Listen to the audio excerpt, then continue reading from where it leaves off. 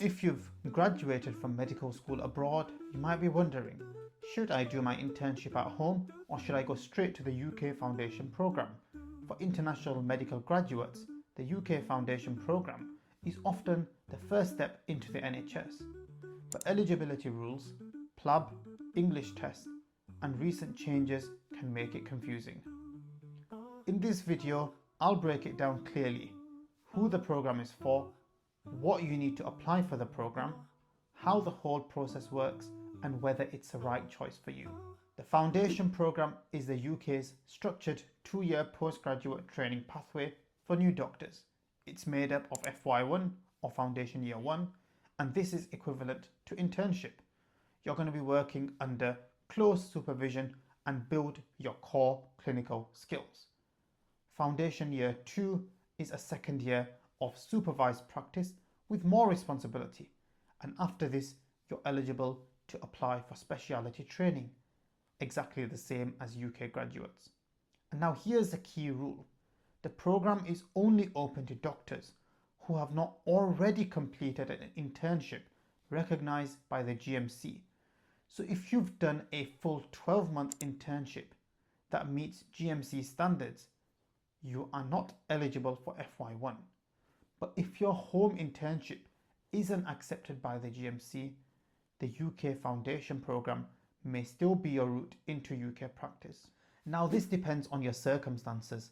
If you plan to settle in the UK long term, the UK Foundation Programme is a fantastic way to integrate into the NHS from the ground up.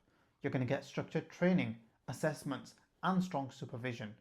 But in some countries, you can't even graduate without completing internship first, which means a UK Foundation Programme isn't an option. Others prefer to complete internship at home, build experience, or have money before attempting the PLAB and moving to the UK. There isn't one universal answer. The right choice depends on your goals, your finances, and whether you want to begin your career in the UK immediately after medical school. Here's something many IMGs don't realise. Because of the UK Foundation Programme timelines, you'll often finish medical school months before the programme starts the following August. This means most IMGs face a gap period. It feels quite unsettling for some, but in reality, it's just a small pause in a long career, and you can use it productively to prepare for PLAB, to complete your observerships or clinical attachments. You can gain extra healthcare experience, or if you already have a visa, you can take some short-term work in the UK. Handled wisely, this is an opportunity, not a setback. Let's go through the essentials. First is a PLAB exam. If you studied outside the UK or the European Union, you'll almost certainly need to pass PLAB to gain provisional GMC registration. Even EU nationals who studied abroad usually will need PLAB. Second is the English language proficiency. The Foundation Programme has stricter demands than the GMC. You're going to need a minimum of 7.5 in every section of the IELTS, or minimum of 400 in every section of the OET medicine, or a primary medical qualification from a country where English is the first and native language, as defined by the GMC. In reality, most IMGs will need to sit the IELTS or the OET.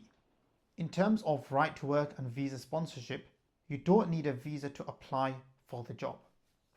If you are accepted, you'll be given a certificate of sponsorship to apply for a health and care skilled worker visa.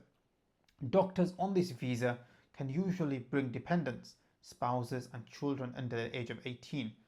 Recent restrictions mainly affect care worker routes, so always check the latest Home Office guidance. The fourth is a clinical assessment. If you've graduated before a certain cutoff, you may need to sit a clinical assessment, a practical exam, which is actually quite similar to PLAB 2. Even if you've passed the PLAB 2, it doesn't exempt you. The clinical assessment is an additional step for older graduates. Applying for healthcare jobs can feel endless. Rewriting the same CV, tailoring your supporting information, and wondering if your application even got seen. That's where Health Hire Portal makes things simple. You can create a tailored CV, personalized supporting information, and cover letter for every role you apply to within seconds. You can prepare smarter with interactive interview practice, with real feedback and Q&A flashcards. You can search, apply, and track every job all in one place. Health Hire brings everything together. 8 features, 1 portal, and best of all, you've got lifetime access for just £70. Join today by emailing info@healthhireuk.com. There are 2 main stages. Phase 1 is eligibility checking, and this is done through the Oriel platform. You're going to be uploading your ID, proof of English, and evidence of your medical qualifications. If you've not graduated yet, you can submit an official confirmation letter from your medical school using the UKFPO template stating that you're going to qualify by the required date. If successful, move forward. If not, you can appeal. The second phase is the actual application for the foundation program. Previously, this included an SJT exam and points for academic achievements. That system is now gone. Now allocation is through a computer-generated ranking system. Here's what that means. Every eligible applicant is ranked randomly, then matched to programs according to preferences and availability. It's fair and it removes the stress of extra exams. At the point where you're checking your eligibility, you need to provide proof of identity, evidence of your primary medical qualification, and proof of English proficiency. Later, you're going to be submitting your medical degree certificate, if not already provided, PLAB results, and provisional GMC registration details. The deadlines are quite strict. If you miss them, your application will be withdrawn. The biggest change is this: SJT removal, academic points removed, and randomized allocation introduced. This means your performance in extra exams or achievements no longer change your rank. Everyone enters the allocation equally, and placement depends on your preferences and what's available. It's designed to simplify the process and reduce applicant stress. So let's recap. The UK Foundation Programme is an excellent route for IMGs who haven't yet completed a recognised internship. It requires PLAB, strong English, and a careful Oriel application.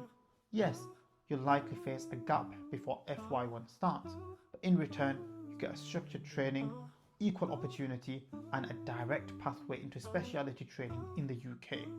We built Health Hire to make NHS applications so much easier, from writing your supporting information tailored for each role to practicing real interview questions with feedback. It's all here.